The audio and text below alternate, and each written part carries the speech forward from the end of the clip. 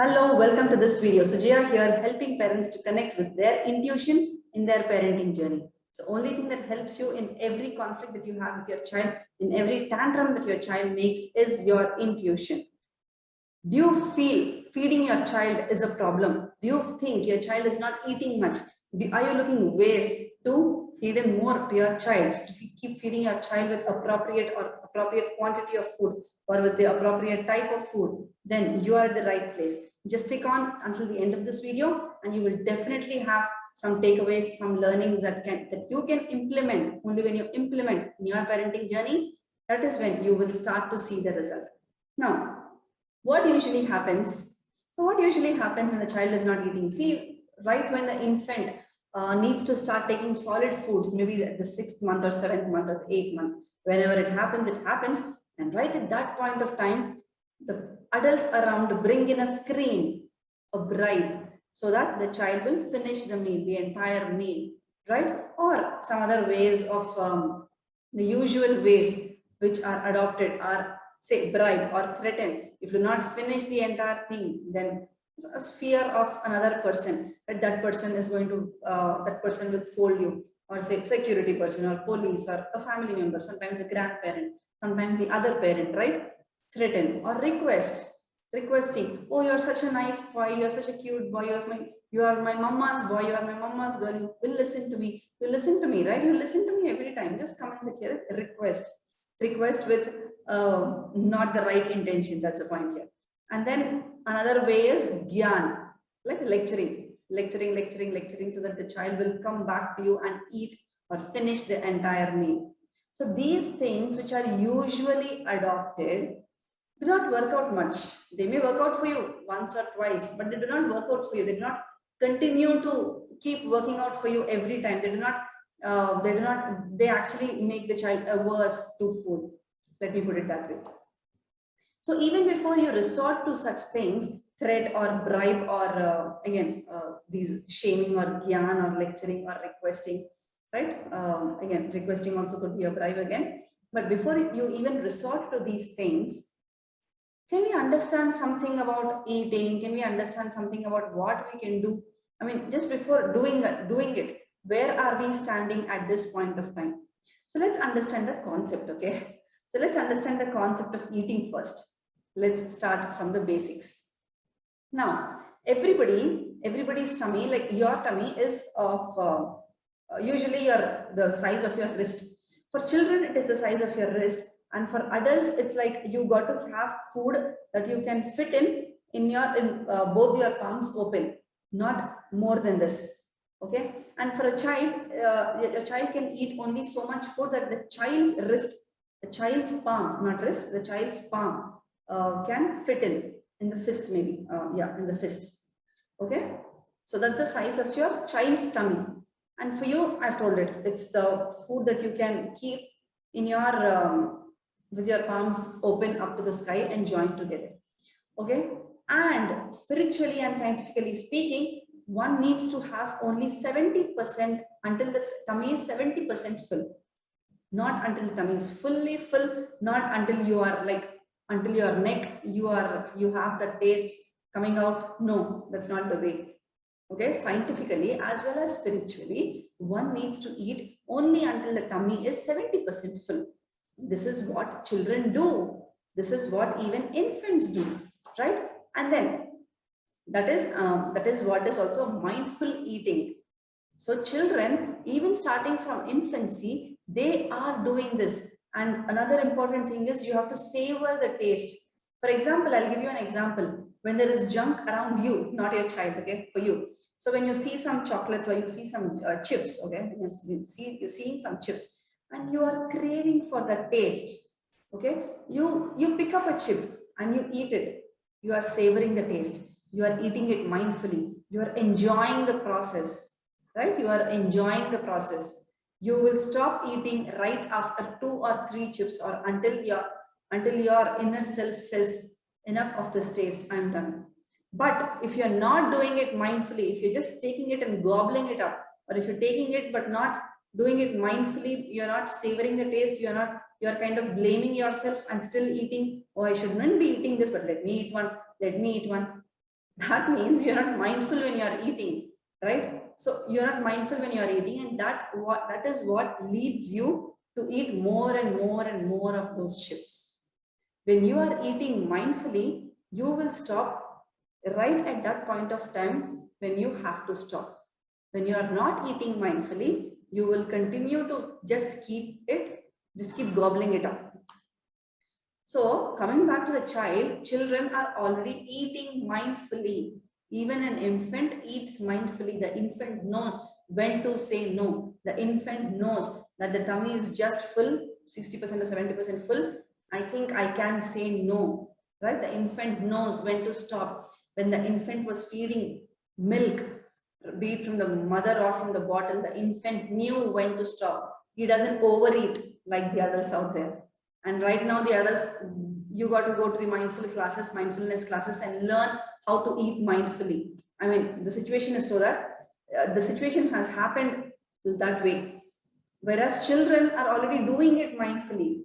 We pull them to where we are. We kind of keep make them gobble as much as they can. And then when they are adults, they will go back to, oh my God, what have I done with my body? I never wanted to eat so much. I never wanted to eat mindlessly, right? Something like, I hope you are getting my point. The point is this, your child already knows how much, even an infant knows how much they can eat, when to say no, right? When to say no, and also savoring the taste, okay? And when you are actually stopping the child from having that cake or the chip or anything else, again, the child wants, there's an ego conflict at that point of time. The child is wanting to eat, not because the child wants to have the taste, but it's more because you are asking the child not to eat. It's more because, let me just eat this before my parent watches me. Gobble it up, gobble it up, gobble it up. It has become that way. So when one is doing anything mindfully, we do just as so much what is required to be done. Now, that's about the concept of eating. Okay, that's about the concept of eating, how much you have to eat and all of that stuff. Now, coming to the solution, so okay, the child knows what he's doing, the child knows everything. So, what is my place? What is my turn here? What is my role here? Right? Now, if you are coming back to you, what you can do is, okay, just don't, okay, you can have some kind of thing, pointers in your mind. So, you can maybe dedicate certain space for the meals, right? Even if the child, I mean, again, you have to converse with your child, okay? Okay, you want to go there and play, you can play there, but when you're playing there, you cannot eat there. So either you play there and come back for your eating, or eat how much ever you can eat and go back playing. Not eat everything and then go back to playing. No, eat how much ever you can eat, because even your child's intuition is to guiding your child in ways of how much your child has to eat and all of that stuff, right? Even your child's intuition is guiding your child. So eat how much ever you can eat, and you can go there. And when your infant is coming off that place, maybe the high chair or whatever chair you have given to that child, after a couple of spoons of food, again the same thing, the same story, the same conversation. Okay, I see that you want to go back. Do you think you are done, or do you want to have some more food? If you are done, then maybe we can just move out. I can clean this up and we can move to another activity.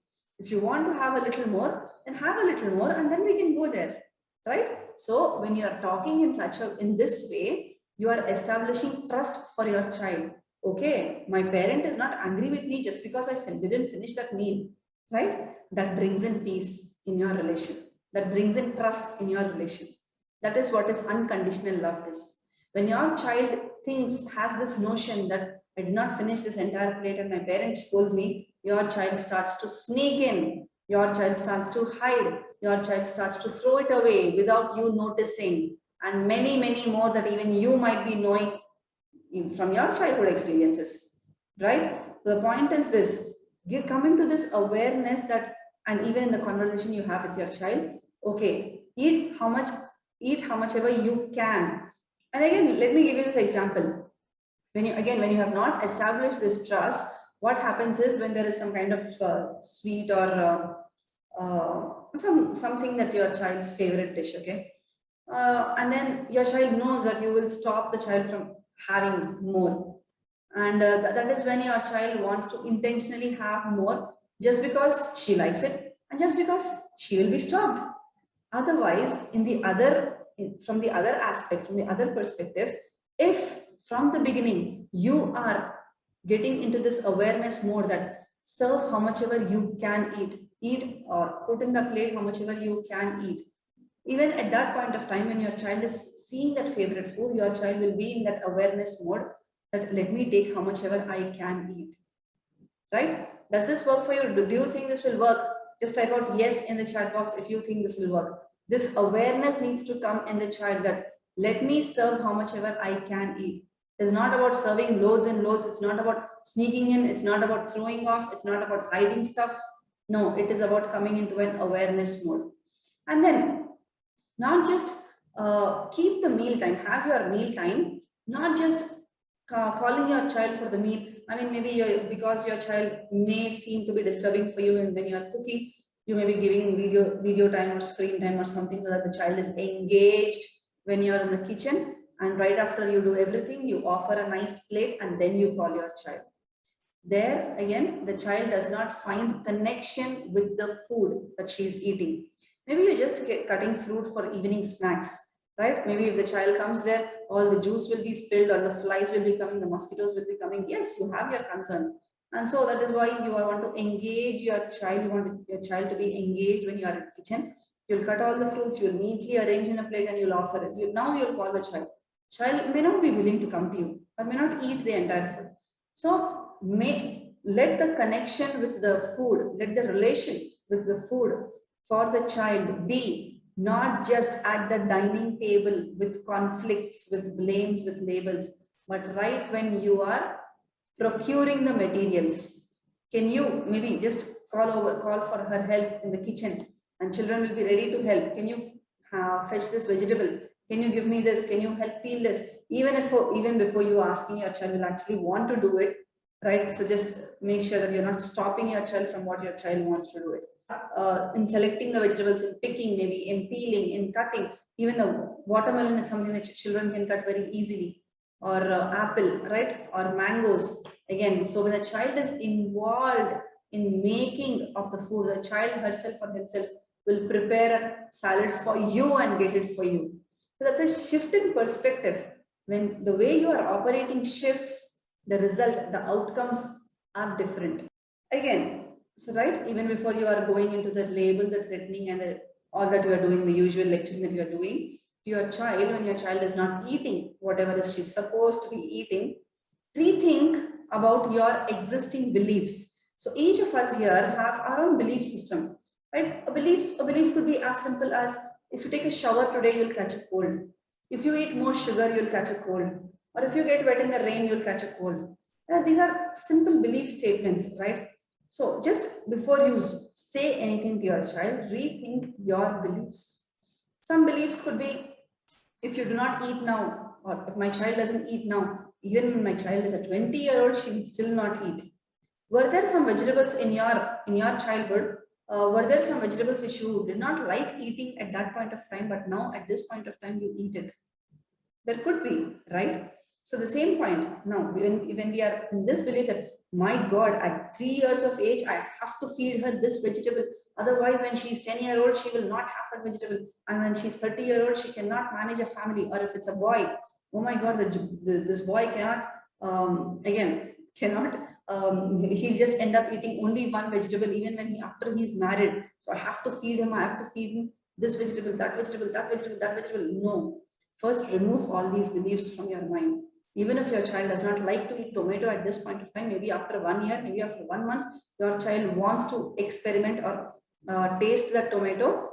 If you keep the stage open, if you provide that trust to your child, not when you are lecturing your child, not when you are judging your child. And then, how can she sustain with just so much food is another question. So again, coming back to the concept of mindful eating, children eat only until their tummy is 70% full or 60 to 70% full. Even you, it's the same. You have to eat only until your tummy is 70% full. So yes, you can just bring in follow up meals, right? And even it's the same thing. So once you have your 70% or 80% of tummy full, then whenever again you eat only when you are hungry is another principle. So when the child is hungry, maybe the child is hungry in another 2 hours, then maybe another something, some kind of fruit or some kind of healthy snack that you can provide to your child. You can arrange for it. Once you understand what's going on beneath the behavior, you can provide whatever is required for at that point of time, right?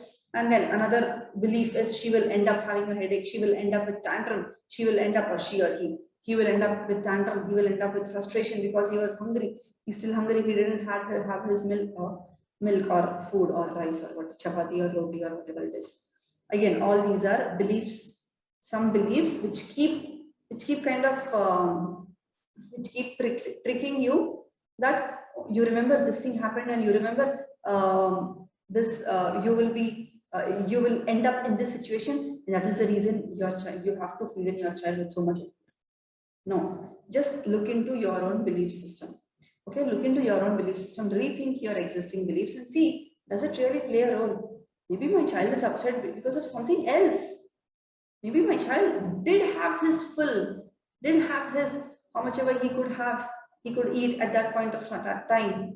Maybe something else happened for my child at this point of time. Can you be open to that thinking? This will definitely help. And then the next one is trust your intuition.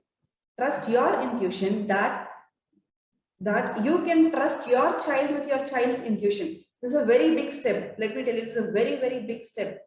You first have to trust your intuition, and you also have to allow your child to trust his or her own intuition, because your child's intuition is already guiding your child. It's already telling your child to say no, to say stop, I'm enough, to say I'm hungry, eat a little, right? Even if it is junk, when your child is eating mindfully, then your child knows how she can save a little, eat a little, save a little, eat a little. Sometimes she's kind of overeating. It happens even for you. Did you have 20 pani puris at one go at any point of time in your life? It happens. Maybe you were full until your neck, but you still had that one extra pani puri, didn't you? Type it out in the chat box. Now, look into your own eating habits. Practice mindful eating. So when you are eating, are you having your phone with you?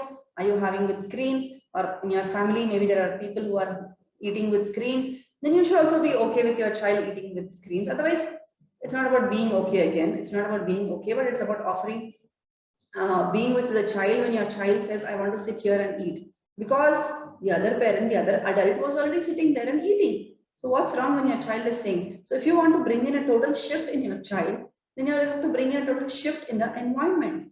Otherwise, you should be okay with your child's choices. So how, if you are not okay with screen for yourself and your child is learning from you, then your child will come to you. I mean, it's not about you, but your child will choose where she wants to eat again. So again, maybe you have, okay, maybe you are not okay with screen time. So you do have family meals at right at the dining table every day, but maybe just on Sundays or maybe just on Saturday night or Sunday night, you are having that kind of special meal in front of the screen, in front of TV with meals, right? It is your decision how far you want to go towards this. It is your decision. Do you want to have a screen? Do you want to have install a TV in the first place?